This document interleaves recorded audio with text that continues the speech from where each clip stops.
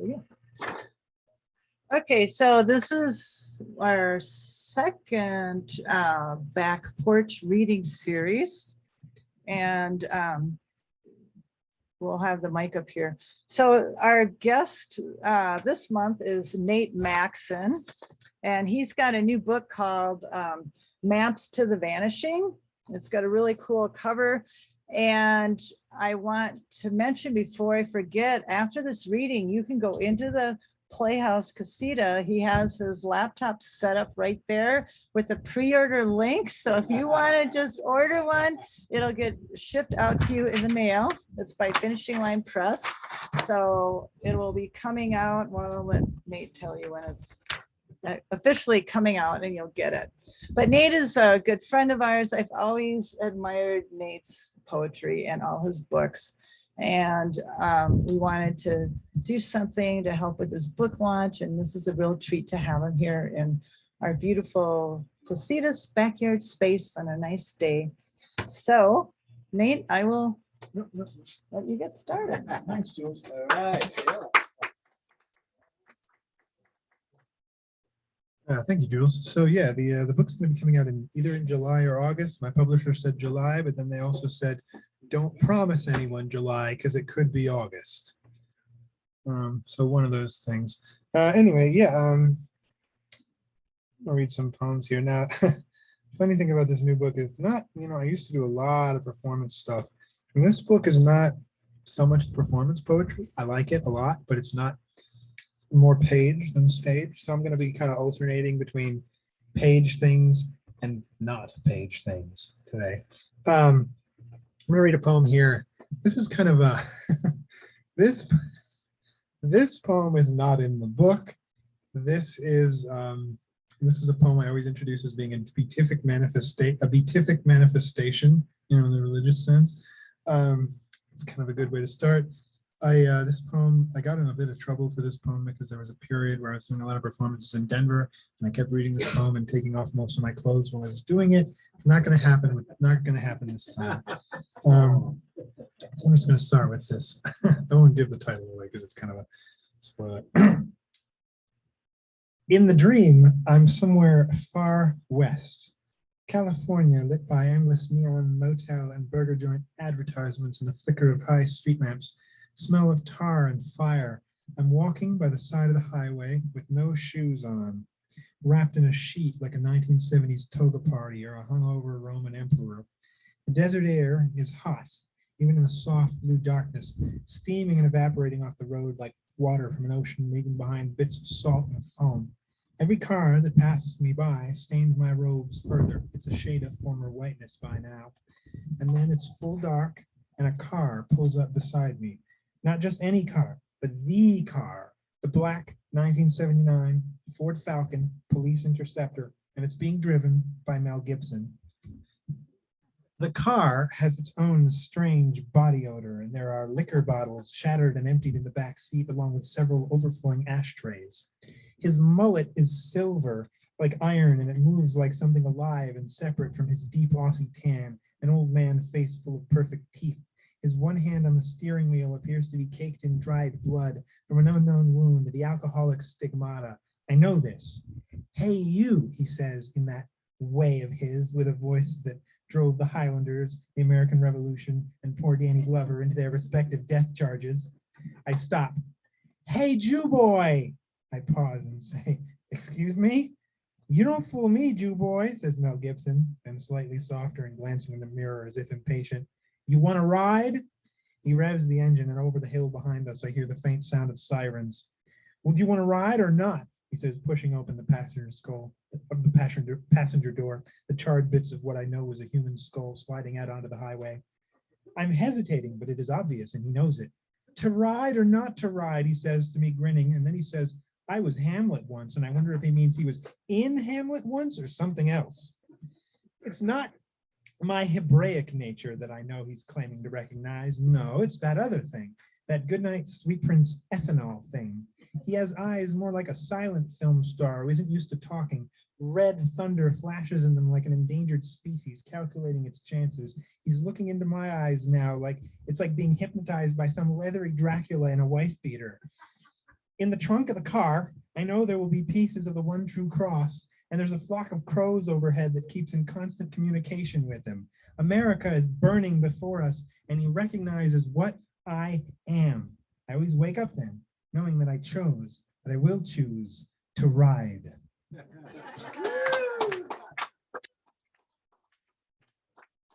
Fun one.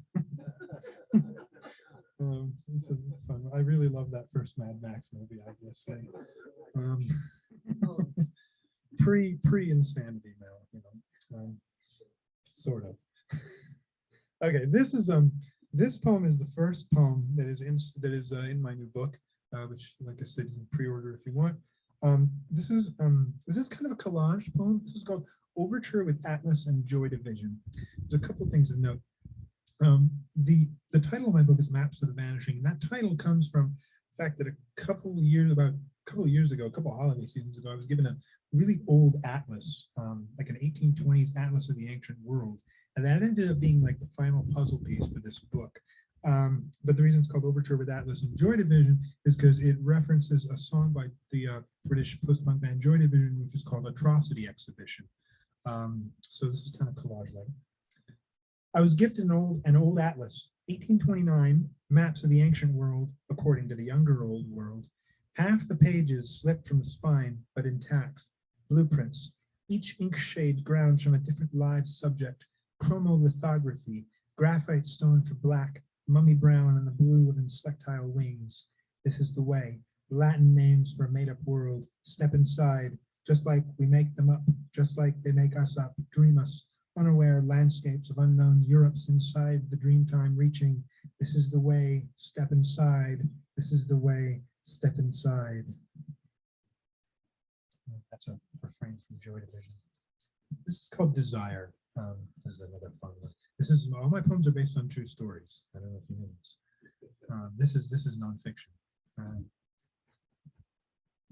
Do you think that whoever stole the 1984 Godzilla costume from the film The Return of Godzilla off the Tokyo studio lot in a daring heist, do you think they might still have it in their closet like a shrine with the door cracked so it can look at them, or with the door closed so it can't? Or probably deteriorated years ago. Do you think they might have sometimes put on the suit, assuming they were the same height roughly as the man who first wore it, and stomped around their living room, roaring at the cat or knocking around their children's toys? But then again, they're probably childless, or if they had any kids, they probably lived with the other parent who left them for trying to wear the suit when they were being intimate. Do you think that 30 plus years later now, they still wake up in cold sweats, it must be awfully hot in that thing, dreaming about being not just any Godzilla, but this Godzilla, a mean Godzilla, who sneered as he dropped a building on the Super X robot? The last hope of Japan crushed, the monster triumphant under a nuclear red sky. I know I would, I know I do. Godzilla is a man in a rubber suit, crushing small buildings and wishing they were real. That's a high boon. And that's a high boon. I've been reading a lot of high boons lately. Most of them aren't in the book because they kind of were after that. That's a true story. Godzilla 19, The Return of Godzilla, which is like the best Godzilla movie. Somebody stole the suit and nobody knows who. This is part of a series that is in the book called the Mirror Tarot series. Each poem essentially functions as a tarot reading with made up tarot cards. So there's a whole series of these. The Mirror Tarot cold reading. The Elephant Graveyard, a major arcana, a bonfire looking at the night sky's soft blue underside. Men with gloved hands warm themselves on its border, faces smoky and scarred. When they catch the poachers, they burn them like witches on pyres of ivory. That one is for the past. Now the present moment enters the frame. The Queen of Lilies, this is your card. Her face emerges unscratched from a bramble, and in each hand she has an apple. Then the branches close in, and her face vanishes, Cheshire cat-like. She closes each hand, and the apples blink out, too. Hands withdraw into breeze. Try to remember where those gold apples bloom to the touch. Now the future, muddiest of all the waters, 7 of crows, a floating city where no one talks. It's Venice in reverse. It lifted off the ground one day, rose an inch a year, grew like a child. That way, they hope the crows eventually pull them back to earth. like so much smoke or a large shape when crashing through the trees. This is another one. There's a whole series of poems in this book. The first section of the book deals a lot of them with the Renaissance and objects of art from Italy. I don't know why I did that. This is called After St. Mark's Bronze Horses in Venice, where I've never been.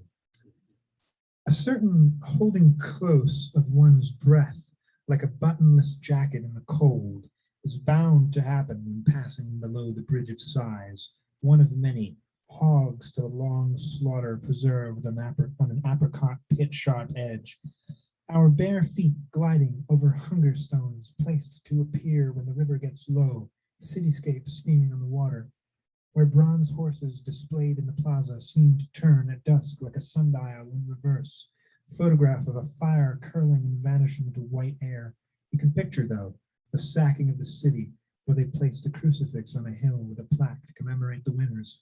Stone lapped with wind, I cross myself, or rather my shadow, the motion, north star, then south, then right and left, and to finish it, you spit theatrically. An ornamentation to distance the eventual. I've been nowhere but this desert. I am a stripped nowhere hauled in from the east on the backs of flatbed trucks. I am a nowhere horse poured in gold to catch the light.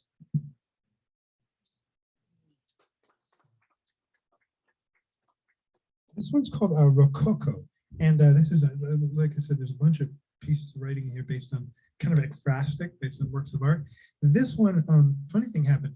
I remember where I saw this painting. It was actually in Santa Fe at a reading I was at with Jules and John and some other folks.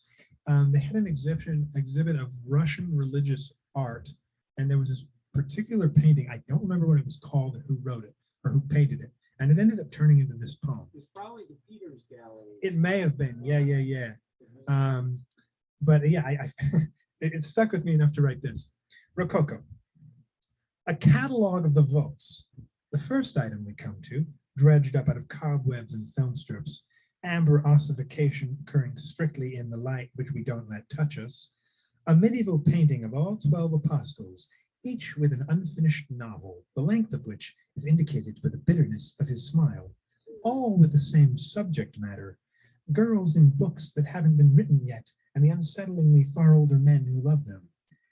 Every generation wants to be the last one, down in the depths where the flashlights beam long after we ceased yelling for rescue begins to come back round, because it is a circle, and the angel of death looks just like you or I, but made of a more solid substance than flesh or al fresco.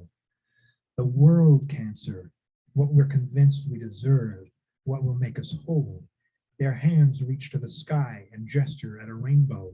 It took the artist 20 years to finish, just the hands, so delicate if you look away, they disappear. Let's see. This is called The Little Ice Age. Antonio Stradivari made his violins from trees whose wood was thickened from the cold.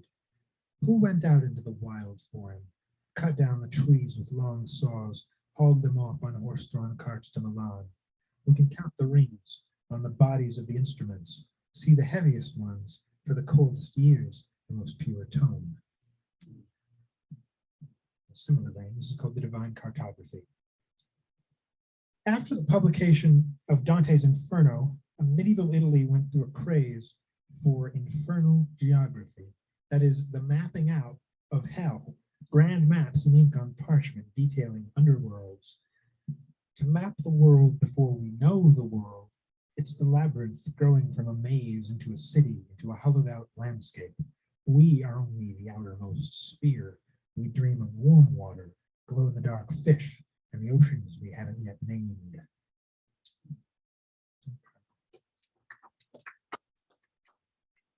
This is called, so there's a series of poems in this book that deal with them, that the titles all have a slash in the center. So there's essentially two titles to each one. The idea is to try to create a doubled image. Kind of a little trickier to do verbally, but it can happen. This is called Monsoon Ligament. And this one is a little different. This one's inspired by the very famous painting of a young Afghan woman during the Soviet-Afghan War with the maroon hood and the green eyes, which I found out kind of disturbingly that she hadn't really really hadn't given consent to have that photograph taken, that the photographer kind of bullied her and her family into taking that photograph.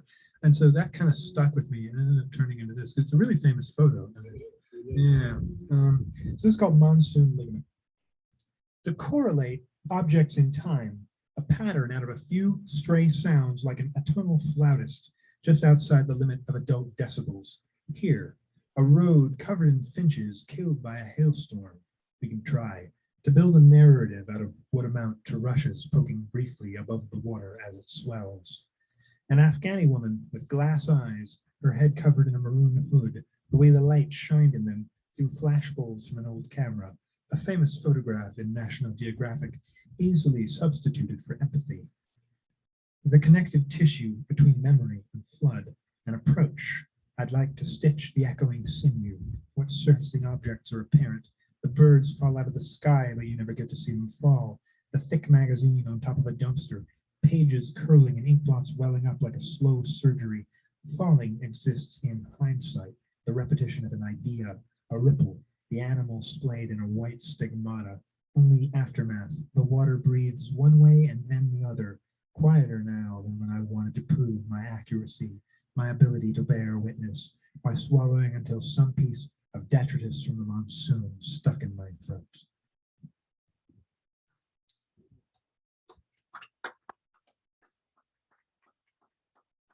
A couple poems from that section more.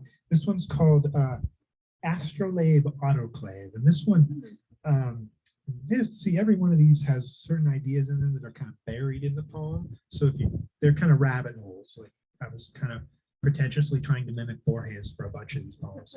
And this one came out of the idea that I found out that during the 19th century in London, they went during the heights of the cholera outbreak, they were having trouble figuring out where to bury people. And there was one particular architect whose name I don't recall, who drew up blueprints where he said, well, what if we built a giant necropolis like the ancient Romans did and put it in the middle of the city and then made a railway line and put all the coffins on the railway line to send them into the city? He didn't get very far with it, but I liked it. I thought he had spirit, and that turned into this. Rivers named in pre-Latinate languages vanish along with the words for them, and it is possible to follow them from the middle and see them go vaporous into the salt and dust, having only an awareness of a vague center. But the following of it, no one ever does that completely, even though it's what you're supposed to do. Be a big shot, use the right tools, mapping it all out, idolizing the stock image of Dante driving on an interstate, which is gradually sloping down. Yes, all that is very nice, but does the city really dream to build a railway for the dead and never see its end? Who dreams each spike and each nail? The word escapes me like a sudden anosmic taste of rye whiskey and steam. This one is last of this section. This is called Shipwreck Citizenship Test. This one's structured a little different. It has two small sections on either end and then a giant block of formless text in the middle. And I'm not sure how to read it out loud. And it's kind of inspired by The Exile of Ovid, because again, pretentious as hell with these ones. Black mountains disappearing and reappearing. Venetian funeral boats bob in and out while the big one sinks. I'd like to digress now from starry-eyed funereal planning and talk about the other subject I've been talking about a lot recently, which is people who return from disappearance. A magic trick, Amelia Earhart's bones used in a ritual to tell the future, or the speech where an Irish prime minister used the phrase, comely maidens dancing at the crossroads. Misquotation, but who cares? The animal of unknowing, nature's perfect predator. It's the vanish and the return that form the motion of an offset circle, twilight among the begonias, the state flower and the desert, Colonel Kurtz and Jesus Christ and all their retainers. In a long enough timeline, fiction disappears. The top Google search regarding William Shakespeare is, were Romeo and Juliet real? Because at a certain point, we simply accept that the founders of Rome were suckled by wolves. It's like that. It's like a wave function, time compressing up to the present moment and then spilling back out into another empty forever, like the place where the rivers empty into the sea, while the seas quietly empty back into the sky. My island, my America. If you can't tell whether I am weeping or chuckling, don't ask, because the answer will disappoint you. I'm going to snap my fingers a second time and let this charade continue burning until it gutters out or blisters my hands. The island where I come from is sinking into brine and reappearing on the other side. So, when they ask me, with a black bag over my head so I can't cheat, what I know about the country called the past, where I'm supposed to desire a return, most days, compared to this, I might say, Charlie Chaplin's eyes were blue and Ovid was on the water, noticing the fog.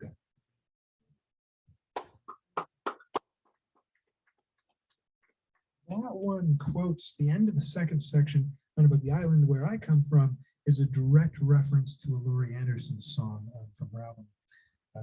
Sharky's Lagoon, I think is the name of it. I really, really like her. She shows up here sometimes. Let's see. This is called The Pale Horse Illusion Explained. A magic lantern, early memory storage, cast its gravity on the slaughterhouse wall, skinned pigs strung like no theater shadows. When we are in the after, may I then speak of this? Am I allowed?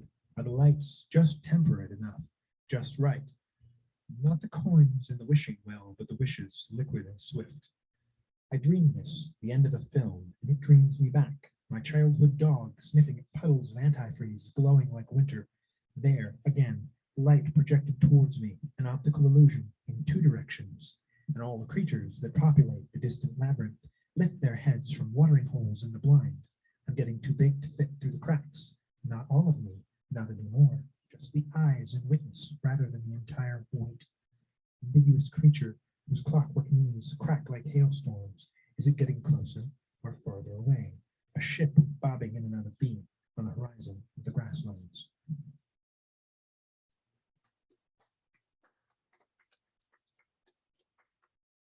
Getting there. Now this is a more personal one. This one is also a haiboon, although I've been writing a bunch of haiboons the last few years, and they've kind of started mutating such to the point where I'm not sure if they're still haiboons. This one does that. This is called Hale-Bopp Comet, 1997. The comet was visible in the sky for about 18 months, but I only remember seeing it one time. It was the same night our dog had killed a pregnant rabbit in the backyard. Its half-formed kittens spun across the concrete driveway, black objects in the suburban blue glow. One of the adults, and I can't remember who, put their hands over my eyes, but I'd already seen, among other things, the sky. It's so quiet during astrological phenomena. The eclipse of 2017 was the same way. The birds think it's nighttime and stop their singing. How quiet things were for a while there. I think about that a lot now. Some trick of nostalgia and optical illusion, the result of being so young. The pause between centuries, like how the sunsets following the eruption of Krakatoa were especially vivid for years afterwards, for the whole Gilded Age and the fin de siècle, even appearing in such works of art as Munch's The Scream and the landscapes of William Turner, orange fires on the horizon. The pre-modern quiet, the primitive peace, whole empires of boredom and irony. Those born into it think such a stillness will last forever. If anyone ever asks me what the days between days were like, I'd say, if I can still remember it, the blinking surprise of walking out of a movie theater into a daylight that seems sharp enough to cut, and those places in the mountains where the snow doesn't melt.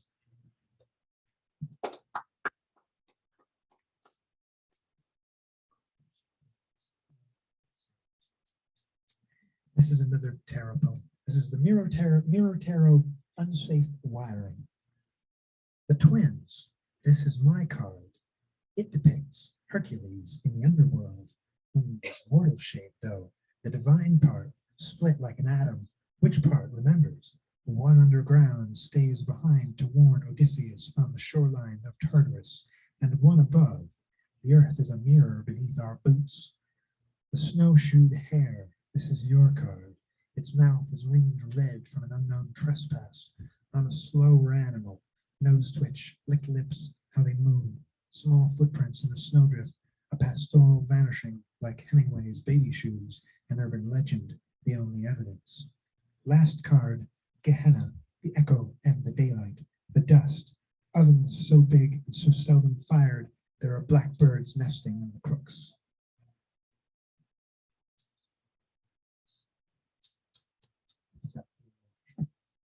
This one, this is another Mirror Tarot poem. It's called the Mirror Tarot Still Life. A blood orange peeled and then set down, shining like an organ on a plate. You can see the shadow of whoever did it in the frame. Il tarocco, you hold your breath when you pick one and can't say why. Object, spirit, light, appearance, Caravaggio painting inside the casket on the inner lid, and we never even know. The method of cultivation for this succulent, pollen-heavy bees and white grass that turns in the wind like a Japanese movie, grown on an island where it's daylight for half the year, not north but south. What comes to you? Not a dream, but now a continental memory when you bite down, the slight noise of your playing on a distant relative's piano in a house last century. Doesn't that seem strange to say? Nobody ever played it but the children. The sound transfigured, fruit turned to paint, dust caught in the eye of the machine that keeps the seeds. That one came out of a pun, actually, which is that the Italian word for tarot and the Sicilian, which again, Italian is Tuscan, and the Sicilian word for a blood orange are the same word, tarocco. So that kind of, I found that some amusing. This is called The Old Country. The sepia photograph of Grand Central Station with sunlight filtering through the big windows, seeming to make the air ripple and contort like it was about to catch fire. Now, of course, those high church-like apertures are blockaded by taller buildings constructed in the decades since. But even if they hadn't been, no one smokes indoors anymore, so it wouldn't be the same. It's the same effect that anyone who remembers a dance floor from before the band might wax nostalgic about. Sunlight and smoke turn into fog, like the kind that comes from a machine that precedes the magician stepping onto the stage. Okay. If you want the world to disappear, I can show you the coin behind your ear that will one day cover your left eye. And to recreate what is assumed to be lost, well, just loop that hose to the exhaust pipe and back through the window. Fill the world with nicotine and dreams, a planetary-wide arsenic rouge to make you look so young. They're filling up the room with the stuff. It just so happens that the room is bigger than we expected. Why sepia, though? Even in the 1940s, sepia and its opposite, autochrome lumiere, were indicative of a past world.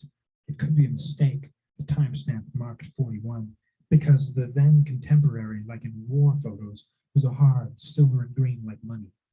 The past is a halo shine we apply in hindsight, like this, like astronauts exploring dead worlds with flashlights and tape recorders. Miraculous is waiting, but it won't wait forever. That is called The Old Country. It is unpublished.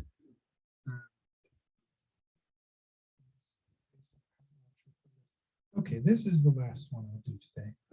This is the final poem in the book. This is called Hauntology. Now, hauntology was a philosophical concept from Mark Fisher and Jacques Derrida that deals with the idea that a haunting, a ghost, is an idea. And Derrida, when he came up with the word, Mark Fisher elaborated on it. The example he used was the fact that he was writing after the fall of the Soviet Union. The fact that Marx opens the manifesto by saying a specter's haunting Europe. So he kind of jumps on that and comes up with this idea of, it's kind of like a sociological idea of a ghost. This is called hauntology. The optimistic or the new age among us might call it a manifestation if it paid in cash. It trudges out of the swamp in your dreams like a beast from the sea, one claw waving a report card full of failing grades. A collective haunting. The Gashadokuro is its name in Japanese, and it is a fusion of tragedies risen to terror, skeletal apparitions made from the amassed bones of those lost to famine. While we're being academic about it, we may as well contemplate the monster. A more subtle example than these cliches is that of the first wolves and the first boars to leave the Chernobyl disaster zone in generations. How you can't eat the latter and neither has any fear of human hunters, and they still carry a seed of radiation in their bellies, But wild animals rarely live long enough for cancer, so we track their emergence anecdotally, but still keep our ears pricked for howls or snuffling come sundown. A self-defense mechanism, how we craft a specter, the wings of monarch butterflies and death's head moths. Maybe the folkloric aspect is only visible in hindsight, like the Hubble telescope catching light 1,000 years after its escape. My gathering the memories of snowstorms from the well of my childhood and holding them in my hands like tender blossoms drying between the pages of books I never finished is a spark-like prayer to the blackout. Rouse it or let it sleep. Let it continue. The eventual is only a funeral in the short term. If we wait long enough, its fruit will drip from our mouths and hands, blood to a garden like light to water, the ambiguous distance between myself and the ghost.